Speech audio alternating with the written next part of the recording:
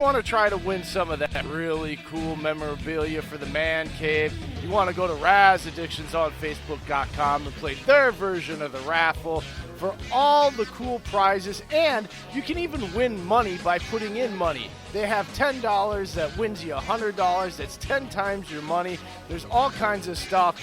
Tell them what you've won, Dave. I ended up winning some Lombardi-era stuff, some Jim Taylor, Ray Nitschke, Jerry Kramer, Paul Hornung. I ended up with some modern-era stuff, some Chrome and Blaze Devontae Adams helmets and Aaron Rodgers. Man, I've got so much memorabilia I can go on that I've won from that place. That's razaddictionsonfacebook.com. Get there and play and win. Back to you guys. Thank you very much. See you later, folks. I'll be in the background again. Bye-bye. Yeah, you go back to your hole. Get out of here. All right, folks, we're back with the Fantasy Files pregame show. Hopefully it didn't go too far. Hopefully after your pregame and egg, you just eat your quick bowl of Apple Jacks or something like that. And now you're back in the mix. Dave, what's your favorite cereal? My favorite cereal? Peanut butter Captain Crunch. Oh, my God. How does the roof of your mouth still love you? It's diamond plate steel. I installed it when I was 12 because of the house card I was.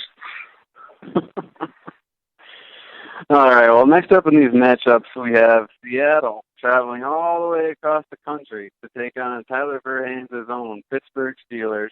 Oh, the mention the time. Wow. Oh, now they're going to lose today. Our good shout out to our good buddy. As far as injuries go, for Seattle, the only person out is wide receiver David Moore. I don't think anyone was planning on playing David Moore today, so there you go. As far as the Steelers go, out you have fullback Roosevelt Nix, but more importantly, questionable, you have cornerback Joe Hayden and center Marquise Pouncey. Also on Seattle side of the ball, you have Ziggy Ansah, questionable. An update on a Seattle player on defense. Ezekiel Ansah is not expected to play today. Ooh, well, thank you very much.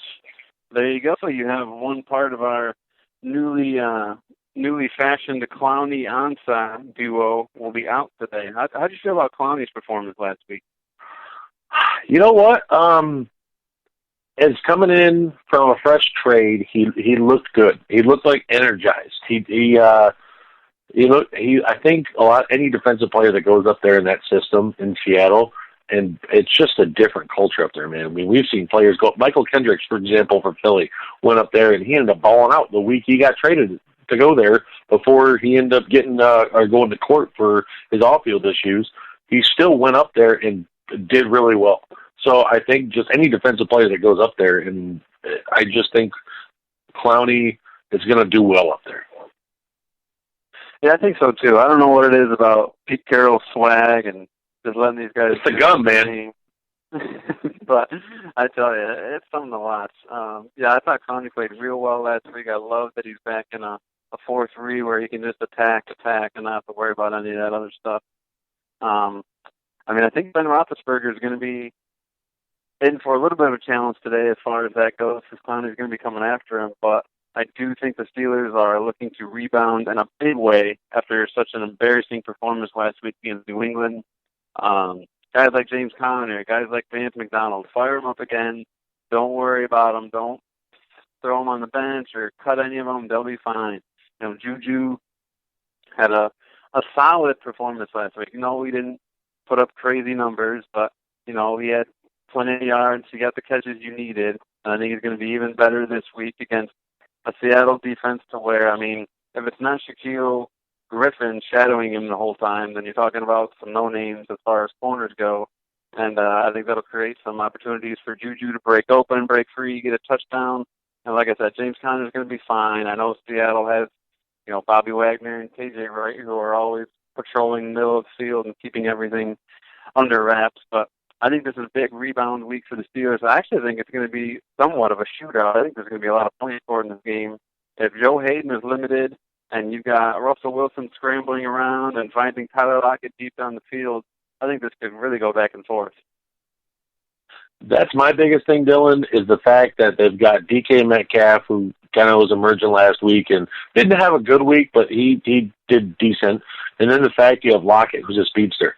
You don't have anyone in that Steelers secondary who can keep up with him. I'm sorry.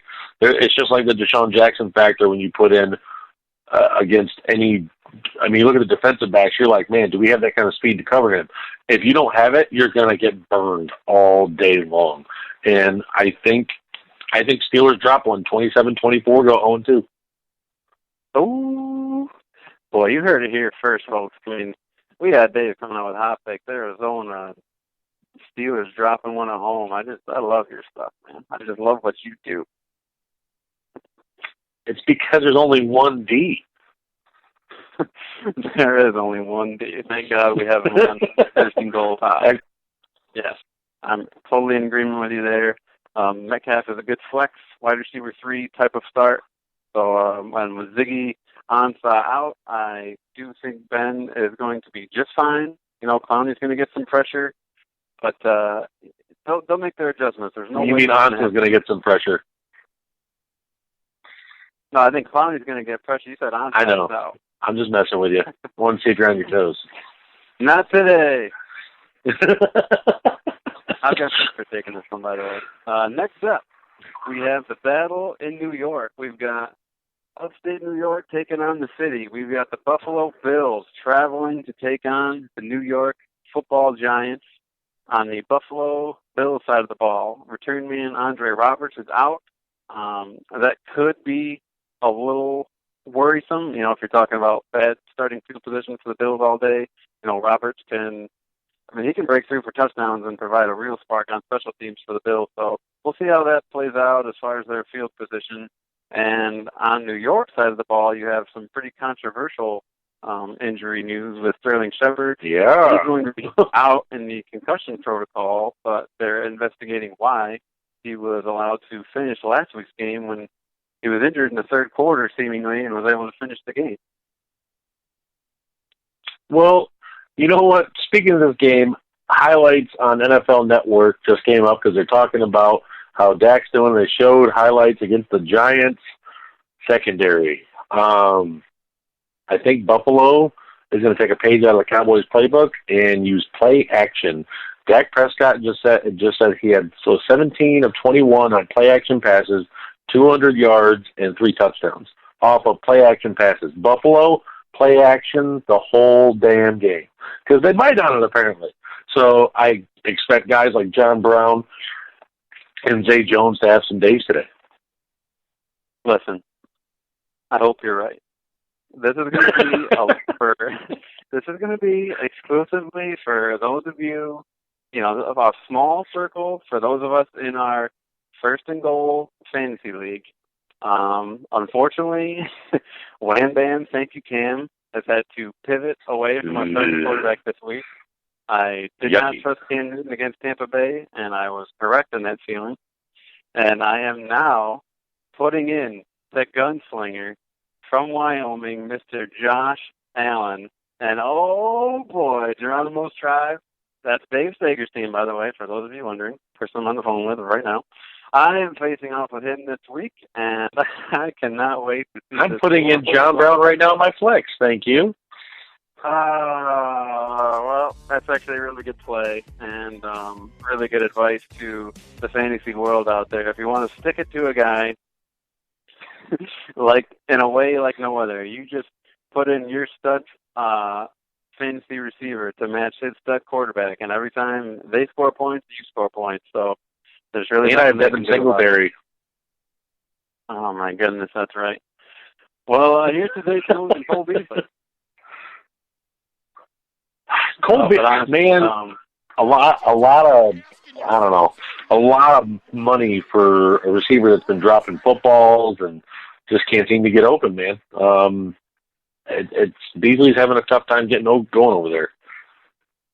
Well, yeah, I mean, hopefully he can get it going because he's exactly what they need, someone who can move the chains, get open, like you said, and just get those crucial third downs. Because Allen's known for going deep. You know, John Brown's his guy, and they do big splash plays, but they're going to need someone consistent underneath who can get open, have solid hands. I mean, let's be honest. I don't want to get back into the Randall Cobb thing, but that is a big reason why Dallas was so willing to bring back Jason Witten, is because Cole Beasley was leaving.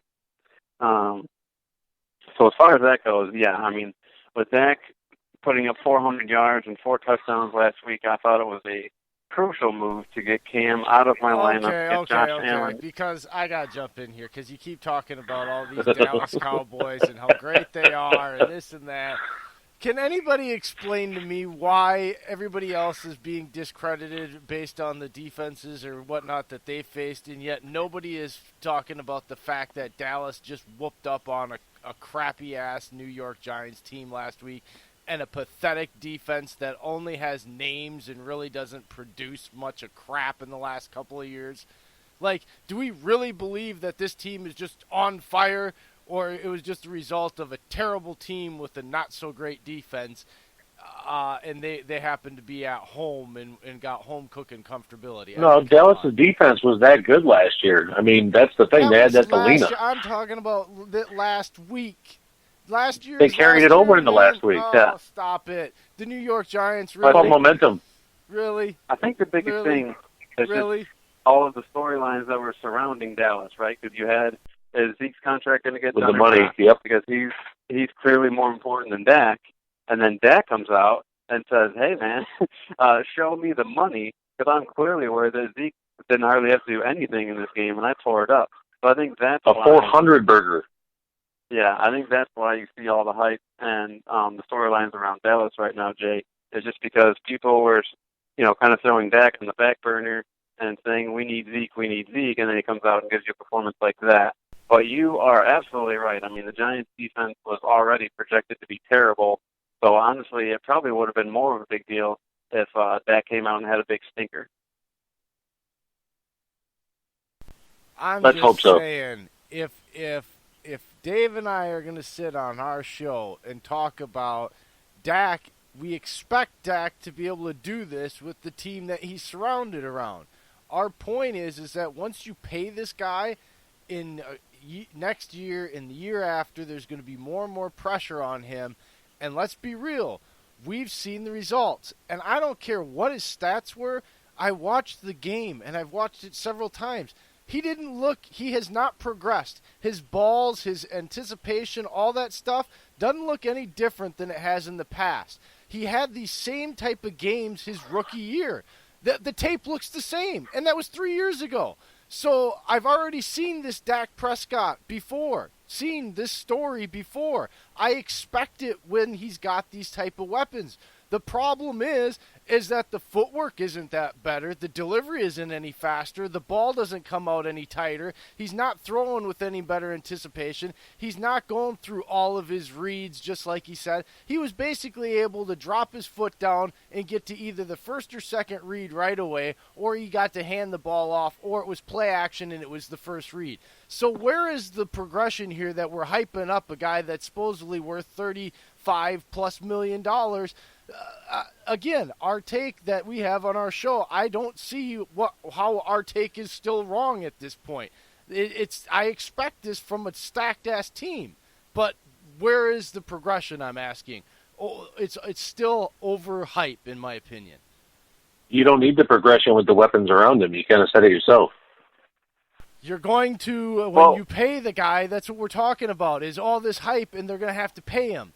And we talk about it, Dave. Yeah, Dallas is stupid enough to do it. Let them do it.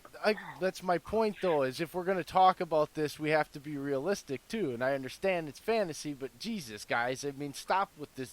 Dak Prescott is the freaking next Messiah and deserves this money. I'm talking. We never said he was the next Messiah. I'm talking to them out there, those people out there. I'm going away. I do think. Listen, I'm not a fan, obviously, but I mean, 400 yards is a step in the right direction. I don't know exactly how many times he's put up 400-yard games before, but I do think it's not much. So to see him come out week one like that, it was a good sign for the Cowboys. 350 and 400 to me is the difference between like 1 or 2 receptions, guys. Come on already. It's like it's not that big of a damn deal in 50 yards. I know. 7 receptions too. These guys have been spoiled by far. No, he's a Dallas hater, man. He always has been. But Real quick, just back to the Buffalo New York Giants matchup. I think this is a horrible week. This